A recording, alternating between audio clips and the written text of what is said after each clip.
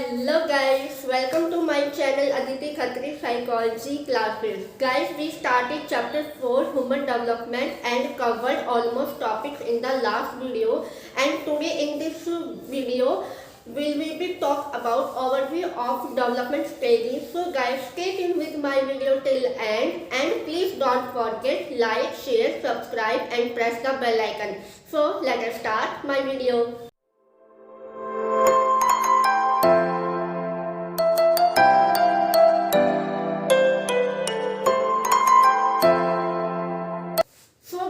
Today's class topic is development of stages, right?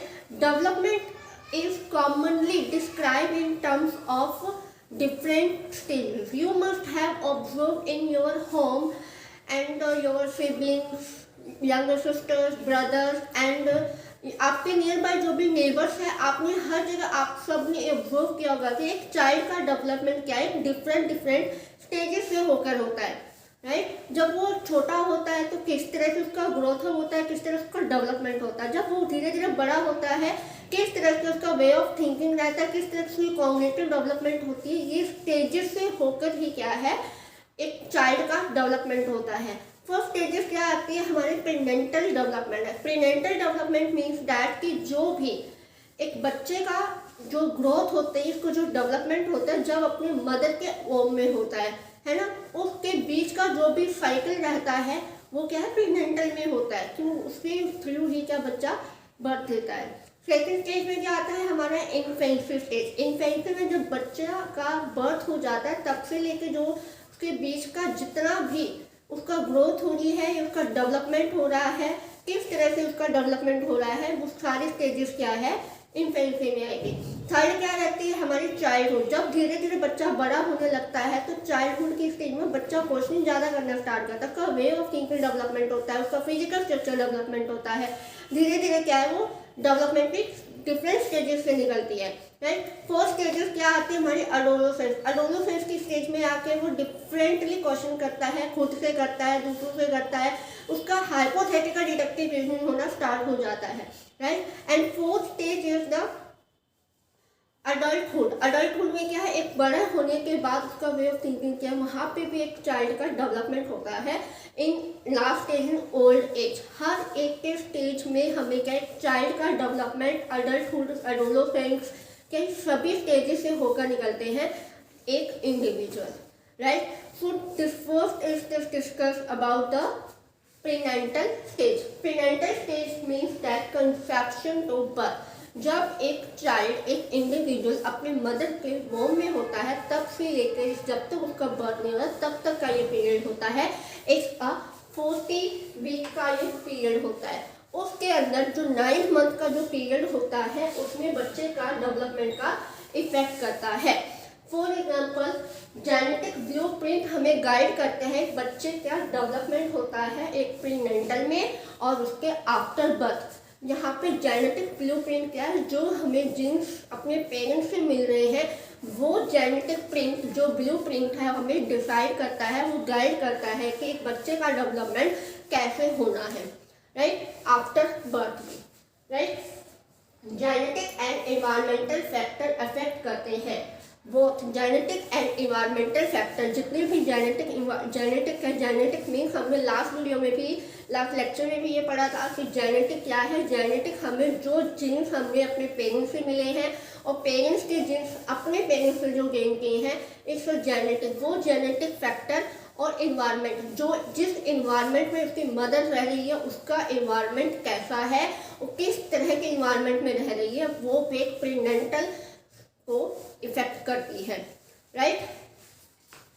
Affective maternal characteristics, जो उसकी mother है, child की जो मदर है, उसका जो भी मैटरनल जो भी उसकी कैरेक्टरिस्टिक्स है वो भी एक प्रीनेंटल को क्या है, इफेक्ट करती है। फॉर एग्जाम्पल, मदर किस तरह का न्यूट्रिशन ले रही है, सबसे इम्पॉर्टेंट पॉइंट यही आता है कि न्यूट्रिशन भी बच्चे को इफेक्ट करती है, प्रीनेंटल को इफेक्ट करती है। अगर मदर अच्छा न्यूट्रिशन ले रही है, गुड न्यूट्रिशन ले रही है तो बच्चे पे एक पॉजिटिव इफेक्ट पड़ेगा। अगर मदर प्रॉपर तरीके से अपना न्यूट्रिशन फूड नहीं ले रही है तो इसका इफेक्ट भी बच्चे पर नेगेटिव ही पड़ेगा, राइट? सेकेंड स्टेज आती है इमोशनल स्टेट। मदर की प्रीनेंटल प्रेगनेंसी के ड्यूरिंग प्रेगनेंसी के टाइम पे मदर का इमोशनल स्टेट कैसा है। ये इमोशनल स्टेट भी बच्चे के ग्रोथ, उसके डेवलपमेंट को इफेक्ट करती है। कैसे करती है? अगर मदर का इमोशनल स्टेट हैप्पी है तो बच्चे का इमोशनल स्टेट भी हैप्पी रहेगा। कहते हैं ना, ड्यूरिंग प्रेगनेंसी के टाइम पे एक मदर को हैप्पी रहना चाहिए, कोई स्ट्रेस नहीं होना चाहिए, जिससे कि बच्चों पर इफेक्ट करता है। कहीं ना कहीं बच्चा पे इफेक्ट होता है, क्योंकि डायरेक्टेड साउंड क्या है, बच्चे के माँ का कनेक्शन अटैच हो जाता है, राइट। मदर की एज क्या है, इमोशनल स्टेट क्या है, पॉजिटिव है तो पॉजिटिव पड़ेगा, नेगेटिव मदर एज भी इफेक्ट करती है, राइट। डिसीज, अगर मदर को किसी भी टाइप का कोई डिसीज है या कोई इन्फेक्शन है, उससे भी प्रीनेंटल का डेवलपमेंट इफेक्ट करता है। कोई भी डिसीज हो सकती है, फॉर एग्जाम्पल कोई रूबेला की कोई डिसीज नहीं है, या कोई HIV नहीं है, या कोई जेनेटिक प्रॉब्लम तो नहीं है। अगर ये सब प्रॉब्लम हो रही है तो कहीं ना कहीं बच्चे को इफेक्ट करेगी ही करेगी। अगर जेनेटिक प्रॉब्लम में कोई, अगर उसकी मदर या फादर में कोई प्रॉब्लम नहीं है, अगर उनके पेरेंट्स में कोई जेनेटिक प्रॉब्लम है, तो वो चीज़ बच्चों को इफेक्ट करती है। कहीं ना कहीं वो चीज़ें हमें को देखने को भी मिलती है। ये क्या है, ये चीज़ें बच्चे के डेवलपमेंट को इफेक्ट करती है जब एक बच्चा अपने मदर के वोम में होता है, राइट। नेक्स्ट है टेराटोजन। टेराटोजन क्या है? एक नेक्स्ट फैक्टर है इसका, teratogen. Teratogene means that it means the environmental agents that causes variations in normal development। एक ऐसा environmental agent है जो एक कारण बताता है कि नॉर्मल डेवलपमेंट है, अगर कोई प्रॉब्लम आ जाती है तो उस वेरियस अबनॉर्मलिटीज को अडॉप्ट करता है एंड या फिर चाइल्ड की डेथ भी हो जाती है। कॉमन टेराटोजन कौन कौन से होते हैं? अगर मदर ड्रग लेती है, या कोई इन्फेक्शन है, या रेडिएशन से, या कोई पॉल्यूशन है, ये प्रीनेंटल को सबसे ज़्यादा इफेक्ट करती है, राइट। ड्रग हो सकता है मेजुएना, अल्कोहल, अगर ज़्यादा ही प्रॉपर क्वांटिटी में, ज़्यादा मॉडर्न क्वांटिटी में ले रही है एक मदर, तो उसका इफेक्ट डायरेक्ट बच्चे के डेवलपमेंट में ही होगा, जिससे क्या है, वो एक अबनॉर्मलिटी हो सकता है बच्चा, या बच्चे की डेथ भी हो सकती है, राइट। रेडिएशन क्या है? कभी भी एक ड्यूरिंग प्रेगनेंसी के टाइम में मदर को एक एक्सरे की रेडिएशन, जो रेडिएशन आ रही है, उससे हमेशा दूर रखा जाता है, क्योंकि उसका डायरेक्ट इफेक्ट बच्चे के डेवलपमेंट पर होता है। तो हमेशा एक्सरे की जो भी रेडिएशन है उनसे दूर रखा जाता है। पॉल्यूशन कैसा है? फेस पॉल्यूशन का है, अगर मदर पॉल्यूशन इन्वायरमेंट में है तो इसका इफेक्ट भी एक प्रेगनेंटल पर की डेवलपमेंट पर पड़ता है। जैसे टॉक्सिक कोई भी वेस्ट है, कार्बन मोनोऑक्साइड है, मर्क्यूरी, ये नीड करते हैं अगर ऐसे सोर्सेज होंगे जहाँ पे मदर रह रही है, वो चीज़ भी बच्चों को, एक अनबोर्न चाइल्ड को डेंजरस करती है। ऐसे कई फैक्टर्स हैं जो ड्यूरिंग प्रेगनेंसी के टाइम पे बच्चे के प्रेगनेंटल, जो भी उनका इन्वायरमेंट है, जिस तरह का उनका जेनेटिक है, उनका मेंटेनल कैरेक्टरिस्टिक्स है, या टेराटोजन है, ये चीज़ें क्या है, बच्चे के डेवलपमेंट पर इफेक्ट करती है। Overview of prenatal stage. Prenatal stage क्या है? 40 वीक का टाइम होता है, अबाउट 9 मंथ। इस कंसेप्शन के बीच के अंदर, इस टाइम के बीच में जितने भी इन्वायरमेंट, जो भी मदर फूड ले रही है, जिस इन्वायरमेंट में रह रही है, कौन सा जेनेटिक फैक्टर है, कौन किस तरीके का उसका इन्वायरमेंट है, किस तरीके से वो उसका इमोशनल स्टेट है, ये सारी चीज़ें क्या है, बच्चे के डेवलपमेंट को इफेक्ट करती है। This is the prenatal stage. So guys, second stage is the infancy stage. Infancy stage after birth से लेकर 3 ईयर तक हम मानकर चलते हैं, 3 ईयर तक क्या है ये स्टेज होती है। इसमें काफ़ी सारे डेवलपमेंट होते हैं। इसके अंदर जब बेबी, एक बच्चा अपनी मदर के वोम में था, तब से भी उसका ब्रेन का डेवलपमेंट होता था, लेकिन जब अब उसका बर्थ हो गया तब भी उसका क्या है, ब्रेन का डेवलपमेंट होता है। Before birth and after birth दोनों में क्या है, ब्रेन का डेवलपमेंट होता है, राइट। ब्रेन का इम्पॉर्टेंट पार्ट है जो सबसे ज़्यादा रोल प्ले करता है, सेरिब्रम, जो ह्यूमन के फंक्शंस के लिए काफ़ी वर्क करता है, लैंग्वेज के लिए वर्क करता है, परसेप्शन एंड इंटेलिजेंस, जो एक ब्रेन का पार्ट है सेरिब्रम, जो लैंग्वेज के लिए, परसेप्शन के लिए और इंटेलिजेंस के लिए इंपॉर्टेंट रोल प्ले करते हैं, right. The neural connection among these cells develop at rapid। जो भी ब्रेन के सेल्स है वो न्यूरल कनेक्शन को बनाती है एक रैपिडली रेट के अंदर, राइट। इसके अंदर क्या है, जब बच्चा आफ्टर बर्थ फर्स्ट वीक का हो जाता है तब हमको क्या है, हम उसको बोलाना स्टार्ट करते हैं। हम क्या करते हैं, बोलाना स्टार्ट करते हैं। वो सब पहले क्या करते हैं, वो अपनी मदर की साउंड कहाँ से आ रही है वो देखता है कि कम साउंड कहाँ से आ रही है। मदर की वॉइस में और अदर फीमेल्स की वॉइस को डिस्टिंग्विश करना स्टार्ट करता है। जब वो धीरे धीरे धीरे बड़ा होना लगता है, राइट, जो साउंड आ रही है उसको पहचानने लगता है साउंड कहाँ से आ रही है। अपना सर हिलाते ना बच्चे, कहाँ से साउंड आ रही है, कौन मुझे बुला रहा है। ये क्या है, आफ्टर बर्थ ये चीज़ें स्टार्ट होना, डेवलप होना स्टार्ट हो जाती है, राइट। फिर आता है पोस्ट मोटर डेवलपमेंट, कि चाइल्ड न्यू बॉर्न के अंदर एक मोटर डेवलपमेंट किस तरीके से होता है। मोटर डेवलपमेंट के अंदर सबसे ज़्यादा रिफ्लेक्सेस आते हैं। रिफ्लेक्सेस क्या होते हैं, reflexes mean that is automatic response to stimuli. Automatic response means that क्या है, जैसे भी बच्चे को हम किक करेंगे, बच्चा कभी भी किसी टाइम भी किक कर सकता है ना, वो अपनी आईज को ब्लैंक करता है, वो रिफ्लेक्सिव एक्शन करते हैं विदाउट एनी स्टिमुलाई, राइट। वो होते हैं हमारे रिफ्लेक्सिव, आईज को ब्लैंक करना, क्रॉलिंग करना एंड क्या यॉर्निंग करना। वो क्या है, हम रिफ्लेक्सिव नहीं होते, हम खुद से नहीं करते, ऑटोमेटिक हो जाते हैं। सम रिफ्लेक्सिव आर प्रेजेंटेड इन एक न्यू बॉर्न। जो यॉर्निंग है, कॉफिंग है, ये क्या है, प्रेजेंटेड होते हैं। जैसे बच्चा किक मारता है, अपने आप से किक मारना स्टार्ट कर देता है, ये क्या है, हमारे रिफ्लेक्सिव है जो न्यू बॉर्न बेबी में ऑलरेडी ही प्रेजेंट होते हैं।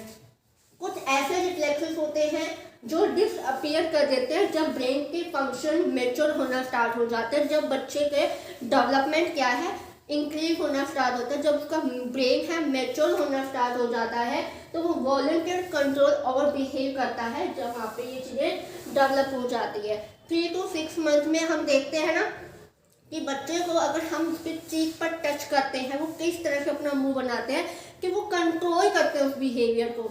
यहाँ पे ये चीज़ें मोटर डेवलपमेंट स्टार्ट करना कर देते हैं। वो क्या है, अपनी जो एक्टिविटी करते थे रिफ्लेक्सेस में उनको कंट्रोल कर ले, पहले ऐसे किक मार लेना, ये कर लेना, अब वो नहीं करते क्योंकि उनका ब्रेन मैच्योर हो जाता है कि कहाँ कब क्या करना है, राइट। इन्फेंट क्या करते हैं, यहाँ पे ग्रोथ करते हैं, उनकी मसल्स ग्रोथ होती है, नर्वस सिस्टम मैच्योर होना स्टार्ट हो जाता है, अपने ऑब्जेक्ट को पर पहुंचने के लिए वो चलना स्टार्ट करते हैं। जब धीरे धीरे वो जब बड़े होने लगते हैं, ठीक है, बैठना स्टार्ट करते हैं, लेटना स्टार्ट कर देते हैं, किस तरह से उनको लेटना है, मतलब कैसे भी हो जाती है, क्रॉलिंग करना स्टार्ट कर देते हैं। यहाँ पे किस तरह से पकड़ के चलना है, किस तरह से उनको पकड़ के उठना है, किस तरह से ऑब्जेक्ट को हाथ में लेना है। यहाँ पे उनकी मोटर एक्टिविटी क्या है, डेवलप हो जाती है। रनिंग कैसे करनी है, वॉकिंग कैसे करनी है, सीक्वेंस में चलती है। Sequence of the motor development is the universal minor expectation. ये क्या यूनिवर्सल होती है, सब में होती है, सब बच्चे क्या स्टेप बाय स्टेप सीखते हैं। पहले बैठना सीखेंगे, फिर चलना सीखेंगे, फिर रनिंग करना सीखेंगे, फिर क्या है क्रॉलिंग वगैरह के सब क्या है अलग अलग से चलना स्टार्ट करते हैं। बाय स्टेप एक सीक्वेंस में चलता है इनका मोटर, ये है the motor development. Next is sensory ability.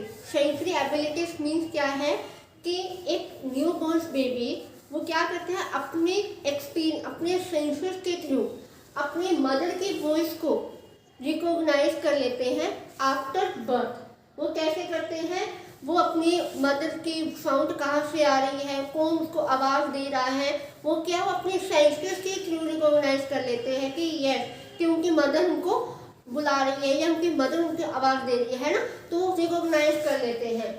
अब क्वेश्चन आता है हाउ विल कैन इन्फेंट सी, कि एक इन्फेंट का सब कुछ कैसे देख सकता है। ये 6 मंथ्स में वो क्या है, आते आते वो चीज़ें इम्प्रूवमेंट हो जाती हैं, राइट। जब एक न्यू बॉर्न बेबी आता है तब क्या करते हैं वो बेबी, वो देखते हैं सबके फेस को देखते हैं, लेकिन वो ये नहीं देखता वो फेस है या मदर का फेस है या फादर का फेस है। वो क्या है, एक स्टिमुलाई को देखता है, स्टिमुलाई के थ्रू वो चेक करता है कि हाँ ये कोई है, कुछ चीज़ है, बट उसको ये नहीं पता उसके फादर है मदर है। ये 6 मंथ के आते आते इम्प्रूवमेंट होने स्टार्ट हो जाती है। वो पहचानने लग जाता है, रिकॉग्नाइज कर लेता है, this is my mother, he is my father and he is my brother, right. 6 month के आते आते वो अपने मदर के फेसेस को क्या है रिकॉग्नाइज करना स्टार्ट कर देता है, right. Can one newborn see colour, क्या एक न्यू बॉर्न बेबी कलर को आइडेंटिफाई या कलर को देख पाता है। ये चीज़ क्या है, 3 मंथ की एज के अंदर ये चीज़ें डेवलपमेंट होना स्टार्ट हो जाती है। एक न्यूबॉर्न बेबी क्या करता है, रेड और वाइट कलर को डिस्टिंग्विश करना कर पाता है, बाकी कलर को वो डिफरेंशिएट नहीं कर पाता। ये चीज़ें क्या है, 3 मंथ की एज के अंदर डेवलपमेंट हो जाती है, right. What is the nature of hearing in newborn baby का, एक न्यूबॉर्न बेबी का सुनने का, जो हियरिंग कर रहा है उसका नेचर क्या है, उसका नेचर क्या है, एक इमीडिएटली आफ्टर बर्थ एक न्यूबॉर्न बेबी क्या है, इमीडिएटली ही हियर करना स्टार्ट कर देता है। आपने देखा होगा, छोटा बेबी है, आपने उसको बुलाया होगा, कभी हाय हेलो किया होगा, तो कहीं ना कहीं वो सुनता है इमीडिएटली, आफ्टर बर्थ भी सुनता है। वो साउंड क्या है, धीरे धीरे इम्प्रूवमेंट होने स्टार्ट हो जाती है। वो टच के प्रति रिस्पॉन्स करना स्टार्ट करता है, फील को भी ट्रेन करता है। अगर आप उसके पैर पे या चीक पे आप उसको टच करोगे तो वो चीज़ें फील करेगा अपने सेंसेस के थ्रू, क्योंकि वो अपने सेंसेस के थ्रू ही क्या है, वो रिकॉग्नाइज कर पाता है, ठीक है। टच, टेस्ट, स्मेल प्रेजेंटेड होते हैं, तो उसकी स्मेल क्या है, उसका टेस्ट क्या है। जब एक बेबी जब फीड करता है, उसको टेस्ट का भी पता होता है, टेस्ट कैसा है, वो स्मेल को भी क्या है, रिकॉग्नाइज कर पाता है। ऑलरेडी ही न्यूबॉर्न बेबी के अंदर प्रेजेंटेड होते हैं, right. So guys, cognitive development, किस तरीके से इन्फेंट के अंदर कॉग्निटिव डेवलपमेंट होता है, right. What is the question, does the 3-year-old child understand things same way as would an 8-year-old।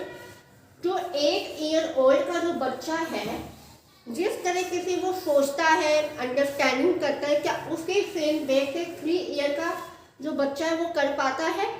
इसी के बीच में जीन प्याजे ने दिया कि चिल्ड्रन एक्टिवली कंस्ट्रक्टिव होते हैं अंडरस्टैंडिंग ऑफ द वर्ल्ड, कि वो अपने अकॉर्डिंग ही क्या है, वर्ल्ड की अंडरस्टैंडिंग करते हैं। अपने चिल्ड्रन क्या खुद के प्रति क्या है, वर्ल्ड को समझते हैं, right. Information does not simply enter the mind from the environment, कि जरूरी नहीं है कि जो भी इंफॉर्मेशन क्या है डायरेक्टली ही क्या है एक बच्चे के माइंड में चली गई और उसने समझ लिया।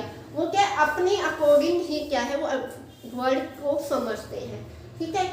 एज चिल्ड्रन को additional information acquire and adopt their thinking to include new ideas and improve their understanding of the world। कि यहाँ पे प्याजे क्या करते हैं, जब चिल्ड्रन ग्रो अप करता है तो एडिशनल इंफॉर्मेशन को एक्वायर करता है, थिंकिंग को एडेप्ट करता है, इंक्लूड न्यू आइडियाज़ को, अपने कॉन्सेप्ट्स को इंक्लूड करता है, और उसी के अकॉर्डिंग क्या है, अपने वर्ल्ड के प्रति जो भी अंडरस्टैंडिंग है उसको क्या है, इम्प्रूव करता है। अकॉर्डिंग टू प्याजे का बिलीव था कि children mind passes through a series of stages thought from infancy to adolescence, कि जो भी चाइल्ड की माइंड की जो भी स्टेजेस है वो सीरीज को समझने के लिए उन्होंने एक 4 स्टेजेस को डिफाइन किया, जो इन्फेंसी से लेकर एडोलेसेंस तक है। वो टेबल चेक करते हैं। So first stage is sensory motor stage, second is pre-operational stage, third is concrete operational stage, and fourth is formal operational stage। sensory motor stage 0 to 2 years होती है, pre-operational stage 2 to 7 होती है, and concrete operational stage 7 to 11, and formal operational stage 11 to 15। sensory motor stage 0 to 2 years, इसकी characteristics क्या है, एक infant क्या करता है, एक्सप्लोर करता है पूरे वर्ल्ड को अपने sensory experiences and with physical actions के थ्रू अपने पूरे वर्ल्ड को एक्सप्लोर करता है, राइट। प्री ऑपरेशनल स्टेज 2 से 7, यहाँ पे सिंबॉलिक थॉट डेवलप हो जाते हैं, ऑब्जेक्ट जो परमानेंस होता है वो स्टैब्लिश हो जाता है, और child can't be coordination different physical attributes object. यहाँ पे बच्चा क्या है, डिफरेंशिएट नहीं कर पाता है कि कौन सी चीज़ की क्या क्वालिटी है, कौन सा एट्रीब्यूट है उसका, ये चीज़ उसके अंदर डेवलपमेंट नहीं होती है। ओनली सिंबॉलिक थॉट डेवलप होते हैं, ऑब्जेक्ट परमानेंट स्टैब्लिश हो जाता है, राइट। ऑब्जेक्ट परमानेंस क्या होता है, ऑब्जेक्ट परमानेंस क्या होता है, वो 2 ईयर की एज में डेवलप हो जाता है। यहाँ पे क्या करता है, जो चीज़ उसके लिए एग्जिस्ट नहीं करती है। एक बच्चे के लिए अगर आप उसको टॉय दे दो और वो टॉय से हटा लो तो बच्चा उसको फाइंड आउट नहीं करेगा, सर्च ही नहीं करेगा, उसके लिए वो चीज़ मैटर ही नहीं करती। इस ईयर तक आते आते क्या है, उस बच्चे में ऑब्जेक्ट परमानेंट इस्टेब्लिश हो जाता है, right. Concrete operational stage 7 to 11 year, यहाँ पे रीजनिंग लगाना स्टार्ट कर देते हैं बच्चे, लॉजिकली थॉट लगाना स्टार्ट करते हैं। यहाँ पे मोर देन क्वेश्चन को पूछते हैं। क्वेश्चन सबसे ज़्यादा पूछते हैं, ट्री क्यों होते हैं, जो स्काई है वो ब्लू क्यों होता है, ट्री क्यों लगाते हैं, वो इतने क्वेश्चन करते हैं इस एज में आके। And formal operational stage 11 to 15, यहाँ पे अडोलो फेज की स्टार्ट हो जाती है, जहाँ पे हाइपोथेटिकल थिंकिंग डेवलप हो जाती है, राइट। ये हमारी जो टेबल है जो जीन प्यादे ने इन्फेंट्री टू अडोलो फेज की एज तक उनको स्टेज में डिफाइन किया है कि हर एक स्टेज की जो कैरेक्टरिस्टिक होती है वो डिफरेंट स्टेजेस से होती है, राइट। इसके अंदर क्या है, 0 से 2 ईयर्स तक इन्होंने क्या कहा कि एक इन्फेंट जो न्यूबॉर्न बेबी होता है वो टच को, स्मेल को, माउथ को, ब्रीथिंग को, स्वेलिंग को, सबको एक्सपीरियंस कर पाता है अपने फिजिकल एक्शन के साथ। उसको क्या है, पूरे वर्ल्ड में एक्सप्लोर करता है, राइट। उसके लिए क्या है, फॉर एग्जाम्पल अगर आप एक बच्चे को टॉय देते हो उसको खेलने के लिए, अगर वो टॉय से खेल रहा है और अचानक से आपने उस टॉय को उसके सामने से हटा दिया, अगर वो टॉय अगर वो सर्च ही नहीं कर रहा है, उसे वो टॉय है नहीं, उसको तो खत्म हो गया, उसके लिए वो चीज़ मैटर ही नहीं करती वो टॉय कहाँ गया, वो सर्च ही नहीं कर रहा, क्योंकि उसके अंदर ऑब्जेक्ट परमानेंट स्टैब्लिश ही नहीं हुआ है 0 to 2 ईयर्स में। जब तक उसके अंदर वो चीज़ एग्जिस्ट ही नहीं करती, वो ट्राई नहीं तो उसके लिए एग्जिस्ट ही नहीं करती है। यहाँ पे ऑब्जेक्ट परमानेंट एस्टैब्लिश ही नहीं हुआ है। जब वो 2 ईयर की कंप्लीट करके एज में आता है तब वहाँ पे ऑब्जेक्ट परमानेंस क्या है, स्टैब्लिश होता है। वो सिंबॉलिक थॉट को क्या है, डेवलप करना स्टार्ट करता है। सिंबॉलिक कुछ भी हम सिंबल थॉट देने लग जाते हैं, ऑब्जेक्ट्स आने लगते हैं, और वो एट्रीब्यूट्स को ना आइडेंटिफाई नहीं कर पाता उसके लिए कौन से ऑब्जेक्ट्स की एट्रीब्यूट क्या है, कैसी है। प्याजे ने इन 4 स्टेजेस में भी एक बच्चे के डेवलपमेंट, उसकी ग्रोथ कैसे होती है, इन 4 स्टेजेस में डिफाइन किया है। बाकी ये कंक्रीट ऑपरेशनल हमारे आगे वाले लेक्चर में हम डिफाइन करेंगे। So guys, next is socio emotional development. Socio emotional development कैसे होता है एक न्यू बॉर्न बेबी में, right. Baby from birth are social creature. एक बेबी जब बर्थ लेता है तो सोशल क्रिएचर के साथ होता है। वो अपनी फैमिली से, अपने पेरेंट्स से, अपने नेबर से, अपने फ्रेंड से, मतलब सबके साथ क्या है, वो सोशल क्रिएचर होते हैं। क्योंकि हम सोसाइटी में रहते हैं, हम ह्यूमन बींग्स क्या है, सोशल क्रिएचर्स है। यहाँ पे एक बच्चा, एक इन्फेंट बेबी प्रेफरिंग करता है अपने फैमिलियर फेसेस के साथ एंड रिस्पॉन्ड करता है गोइंग एंड गर्लिंग। अगर फॉर एग्जाम्पल आपके फेसेस, आपके फैमिली मेम्बर्स है और जिसके आपको जानते हैं, दिन रात को देखता है, पास में रहता है, उनके साथ रहता है, उनके साथ खेलता है, तो क्या है, अपने फैमिली फेसेस के प्रति वो क्या है, रिस्पॉन्ड करता है, गर्गलिंग करेगा, कोरिंग करेगा। अनदर सिचुएशन में अगर उसको एक अनफैमिलियर फेसेस के साथ इंट्रोड्यूस कराया जाता है तो वो क्या है, एक बच्चा डिस्ट्रेस फील करता है, क्योंकि उसकी कंपनी उसकी मदर है। सबसे पहला कनेक्शन उसकी मदर का होता है, तो अब उसमें कहाँ पे अपनी मदर के साथ वो जाना चाहता है, वो अपनी मदर को सर्च करता है, राइट। यहाँ पे एक वर्ड में आता है अटैचमेंट। इमोशनल बॉन्ड अटैचमेंट क्या होता है, एक close emotional bond of affection that develop between infant and their parents. जो उसके बीच में एक क्लोज इमोशनल बॉन्ड को क्रिएट करता है पेरेंट्स, जहाँ पे उसको केयर मिलती है, दैट इज कॉल्ड अटैचमेंट। इस तरह से क्या है, बच्चा अपने पेरेंट्स से क्या है, जितनी उसको केयर मिलती है, रिस्पेक्ट मिलती है, लव मिलता है, अफेक्शन मिलता है, वहाँ पे बच्चा क्या है, इमोशनली अटैच हो जाता है, इमोशनली बॉन्ड बन जाता है उसके पेरेंट्स का, जिसके साथ वो उसकी केयर की जाती है, राइट। एक क्लासिक स्टडी हुई थी जिसके एक्सपेरिमेंट किया था हार्लो एंड हार्लो ने 1962 में।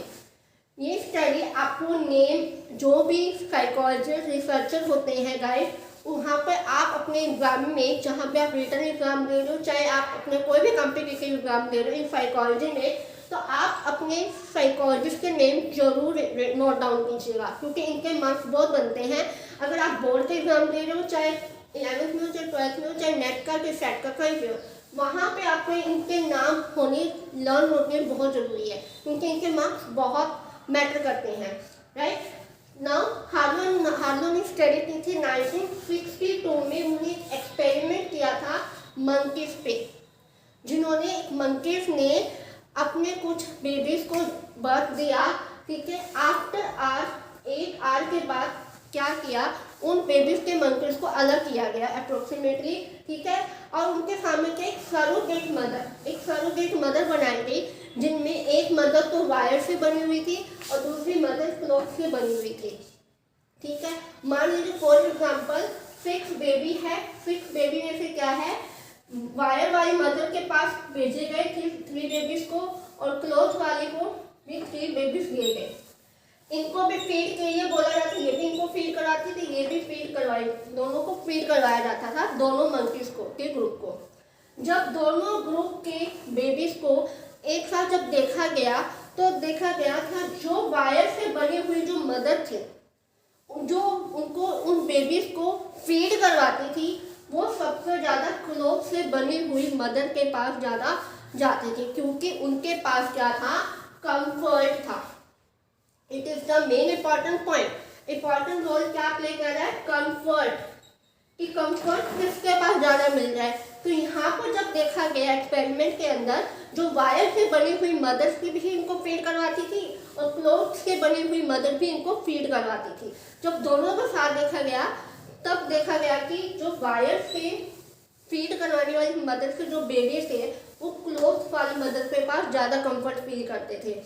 तो क्या है यहाँ पे सबसे बड़ा क्या, इमोशनली अटैचमेंट होना, कि सबसे ज़्यादा कंफर्ट क्या है, इन क्लॉथ वाले में है, राइट। फॉर एग्जाम्पल, अगर मैं आपके एक बच्चे को मैं टॉय और ब्लैंकेट दे दूँ उनको खेलने के लिए, तो सबसे ज़्यादा कंफर्ट वो ये नहीं है कि टॉय मेरे लिए खेलना है तो वो है कर लूँगा, मेरे पास रखना है टॉय, नहीं। टॉय ब्लैंकेट में से अगर कंफर्ट देखेगा तो उसको अपने आप को ब्लैंकेट के पास रखे, क्योंकि ब्लैंकेट को सबसे ज़्यादा क्या है, कंफर्ट फील करा रहा है। This is the emotional attachment, right. ये क्या है, इमोशनल अटैचमेंट होगा। This is the study by Harlow and Harlow, experiment by babies monkeys. इसके अंदर क्या था, एक सरोगेट मदर ली गई, जिसमें एक वायर से बनी हुई थी मदर थी और दूसरी एक क्लॉथ से, कपड़े से बनाई हुई थी।